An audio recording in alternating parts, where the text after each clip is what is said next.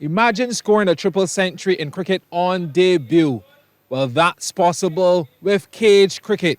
6 players in the heat of battle on a hard court with opportunities for batters to score runs by hitting 4 zones marked from 10 all the way up to 60. While good fielding earns you points as well. That's the basic observations of the sport, which was created by Trevor McCardle in the United Kingdom in 2007. Sharomi Brewster is leading efforts to reignite interest in the sport here in Barbados since it was introduced back in 2013. Cage cricket is literally 6 players playing as individuals, even though you play as a team, which is quite, a unique experience.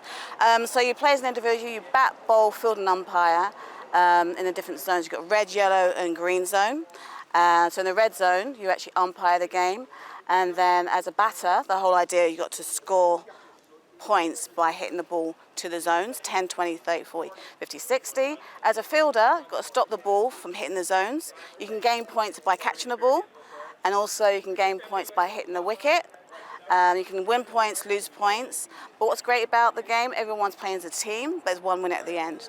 The Leicester Vaughan School will be the venue of a schools tournament as well. So we've got 4 schools and we've got 2 teams for Prince's Trust team programs.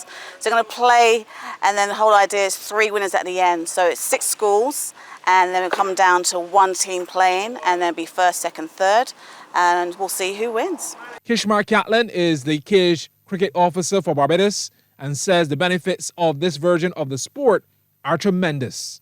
You don't necessarily have to be a cricketer in order to play. As you can see, we have some points that are set up all around the fencings, and this is a game that also causes you to analyze the game. So you may not be the most skillful, but if you have to chase 80 points from your 6 deliveries, you would then start to think analytically in terms of if I have to punch some balls through point, do I need to go over the top or can I cover drive some balls? So it actually causes the particular boys and girls that are playing the sport to think. And if you look at our cricket regionally and then internationally, you see on some occasions, unfortunately, when it comes to the mental skills or the critical thinking skills, we are lacking in that department.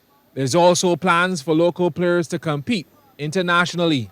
So we're going to plan then to liaise with the primary school PE teachers so that we can then get it into the primary schools. And then from there, we're going to have an exchange program where the top performers from the primary schools and the secondary schools will then be afforded opportunity to travel to England 1 year, and then the next year, the top school cricketers in England will come down to Barbados. So there are a lot of positive plans for the near future, and this is just the restarting of the project that we had going very well before COVID hit.